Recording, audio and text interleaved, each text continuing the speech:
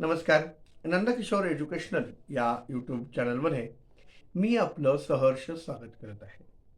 आपण मागच्या एक्सरसाइजमध्ये काही वाक्य पाहिली, जसं की why had the dogs been barking for 1 hour.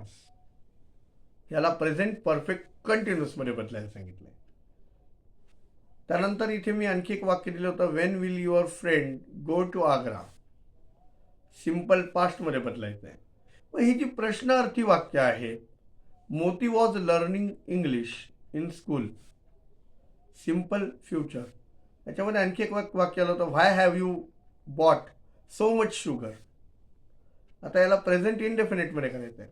म्हणजे अशी जी वाक्य आहेत ती आपल्याला कशा प्रकारे बदलायची आहेत याचं आपल्याला या व्हिडिओमध्ये मार्गदर्शन मी करणार आहे. आता इथे एक नियम दिलाय बघा.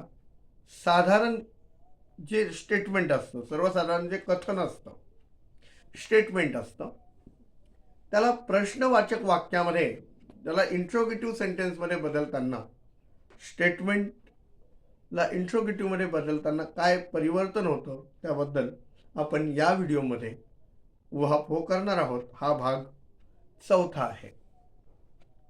Interchange of sentences involving tenses, मला वाटतं हा भाग 4था आहे. म्हणजे आता स्टेटमेंट बघा. Your friend has a cup of T every morning. हे स्टेटमेंट आहे. याला म्हणजे तुझ्या मित्राला दररोज 1 कप चहा पाहिजे असतो किंवा लागतो.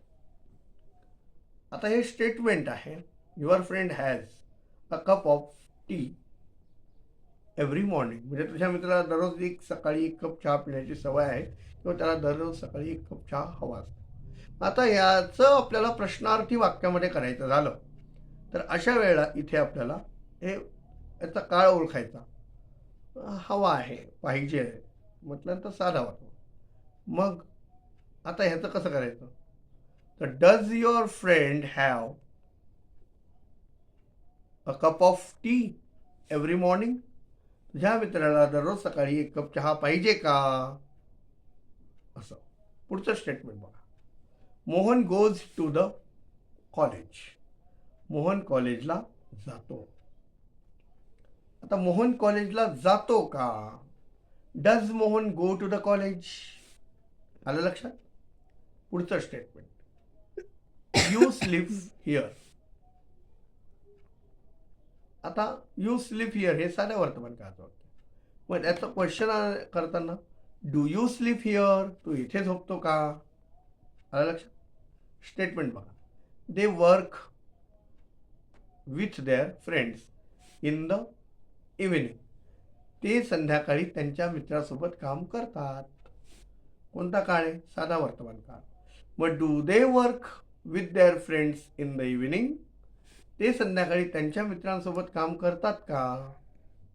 अशा प्रकारे आपल्याला हे चेंजेस करायचे. इथे इम्पॉर्टंट, प्रेझेंट इनडेफिनेट टेन्स जर असेल तर या प्रेझेंट इनडेफिनेटच्या जर साधारण कथन म्हणजे स्टेटमेंट विधानार्थी वाक्य असेल आणि त्याचा आपल्याला प्रश्नार्थी करायचा असेल तर डू किंवा डज चा कर्त्याच्या अगोदर वापर करायचा.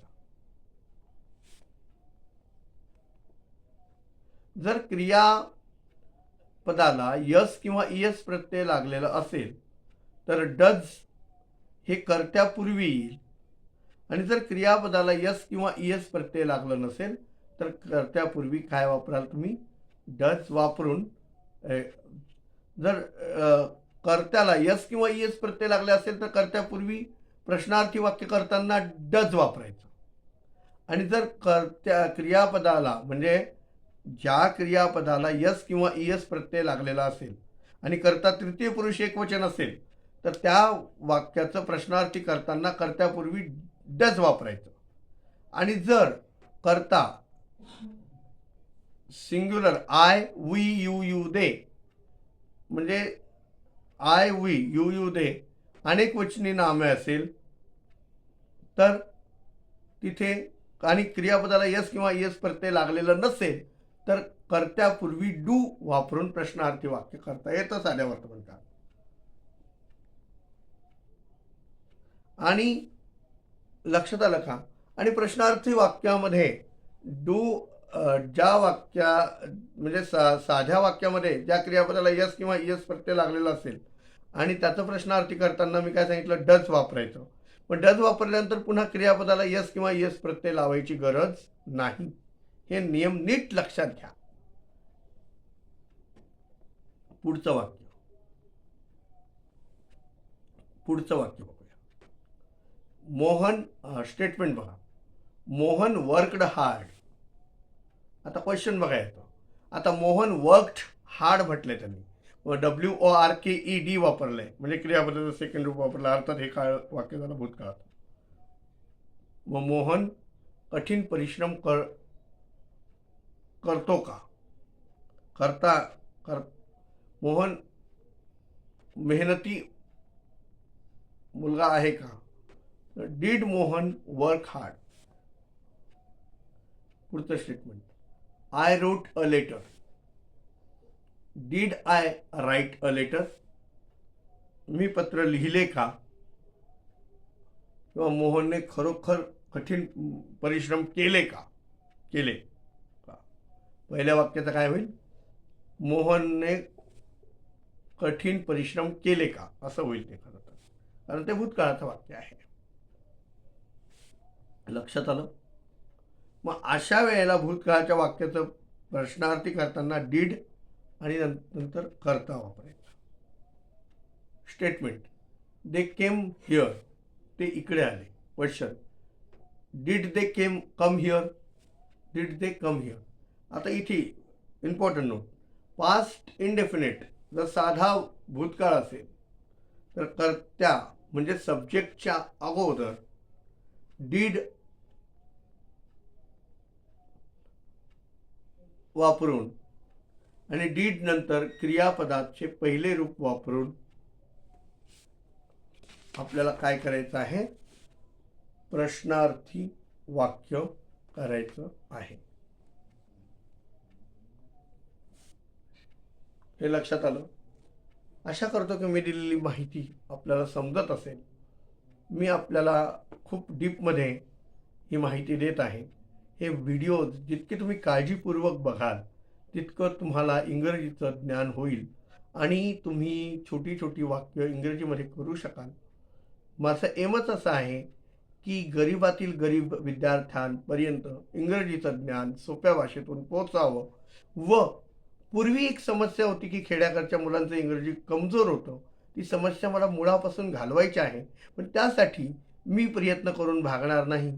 तुम्ही मला सपोर्ट केला पाहिजे. माझे व्हिडिओ जास्तीत जास्त गरजू व्यक्तींपर्यंत पोहोचवले पाहिजे.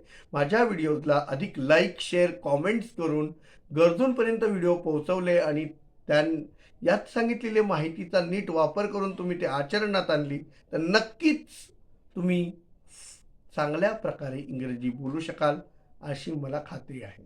आशा करतो दिलेली माहितीने आपण समाधानी, संतुष्ट असाल. आपल्याला काही प्रश्न असेल तर आपण मला कॉमेंट्स बॉक्समध्ये जरूर विचारा. आपल्या प्रश्नांचं निरसन, शंकांचं निरसन करण्याचा मी पुरेपूर प्रयत्न करेल. भेटूया पुढच्या एका अशाच नवीन टॉपिकमध्ये. म्हणजे हा टॉपिक अजून संपलेला नाही, यामध्ये आपल्याला खूप पुढे जायचं आहे. भेटूया या सिरीजमध्ये पुढच्या व्हिडिओमध्ये. तोपर्यंत खुश राहा, आनंदी राहा. धन्यवाद.